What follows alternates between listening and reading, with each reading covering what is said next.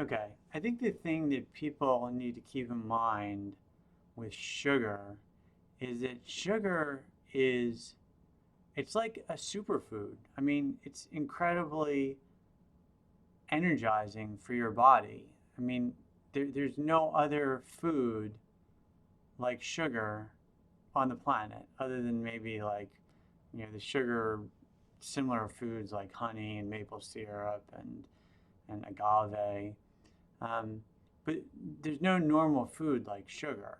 And sugar has like a lot of energy, and it can't be, it's going to raise your blood sugar, it's going to power your cells, it's going to give you an enormous amount of energy. But it can't be mixed, right? You can't mix sugar with fat. As soon as you do that, then you have a problem. And why do you have a problem? Because when you eat fat with sugar, fat will decrease the effectiveness of insulin, and that will end up giving you higher blood sugar for longer, right? Because the way your cells take sugar from the bloodstream into the cell is that insulin will, you know, bind with an insulin receptor, and that will signal to the cell to take in the glucose. The problem with fat is it makes that more difficult. Like it makes it harder for the insulin to bind with the receptor. It increases the viscosity of the blood, which basically means the sugar is going to sit there in the blood for longer, right? So when you eat sugar, you want to absolutely minimize your fat consumption as much as possible. And the best way to do that is to eat no fat, right? Um, and as much sugar as possible. The best form of sugar is straight table sugar, right? That's the best. And maybe honey. Honey has some extra minerals thrown in there. So, um, but yeah, so the best way to consume sugar is going to be sugar or honey. As soon as you start mixing in other things, even like whole grains, you're going to have more fiber, you're going to have more fat, right? Even brown rice has more fat than white rice, and certainly more fat than table sugar. So and it just seems, I don't know, I guess it's kind of like people have this idea that things that are good for you can't really taste wonderful. Like broccoli is good for you because it tastes bad, or it has no taste, or the things that are really beneficial don't really have a great taste. And something like sugar is just like sinfully delicious. I mean, it's too good to be true. If something's so delicious, we're good for you. It just doesn't make sense. And I think people maybe have this idea that in order to be healthy, you have to suffer, right? You have to eat a very bland and plain food and tons of vegetables or whatever. Something as delicious as sugar couldn't possibly be good for you. But again, it's like rather than listen to the experts and rather than spend all your time reading scientific experiments, if you just kind of do an experiment on yourself, take one day where you eat a lot of sugar, starting in first thing in the morning. The first thing that you do when you get up in the morning is you spoon some sugar into your mouth. And what you'll notice is you're just immediately energized. I mean, it's like instantaneous energy. And I don't, you don't feel that with any other food. So the energy is immediate. Now, the problem with sugar is that it's too powerful, right? So all forms of life, from bacteria up to human beings, thrive on sugar. And so when you eat sugar, all the bacteria and viruses in your body are just getting, revved up, and they're becoming more active, right? Bacteria in your mouth you feed them sugar, they're going to cause cavities. So you have to do something to mitigate the pleasure and joy that the bacteria is going to feel throughout your body. And the best way that I know to do that is by limiting your consumption of iron and maximizing the amount of iron that you expel from your body through blood donation, right?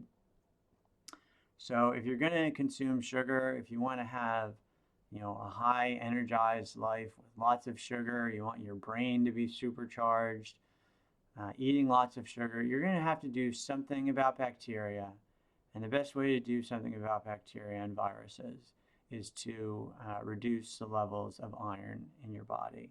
The number one way to do that is with blood donation. And the second and third way are iron chelators. Those are things that are going to bind to the iron in your bloodstream and allow that iron to be excreted. And the third way would be to reduce your consumption of iron through your diet. Now, it's a little hard to cut back on iron in your diet because iron is like it gives flavor to food. So it's pretty tough. Sugar doesn't have any iron, but pretty much every food has some iron, and certain foods are very high. I mean, meat is very high. Beans I think are pretty high. Last time I haven't checked that in a while, but dairy is actually pretty low. So there are some things that you can do with chelators and diet, but I don't really. And the three best chelators are going to be turmeric, onions, and ECGC, which is a derivative of green tea. But I don't really put that much weight on. I think you should take a chelator like ECGC, and certainly include onions in your food. Turmeric, pretty easy to do.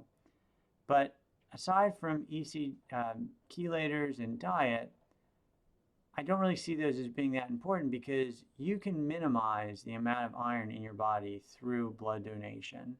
You're allowed to give blood every 2 months. So you can do it up to 6 times a year. If you're doing it 6 times a year, you're going to have fantastic levels of iron in your body. And there's enormous benefits beyond just being able to consume sugar. There's enormous benefits to reducing the iron in your body.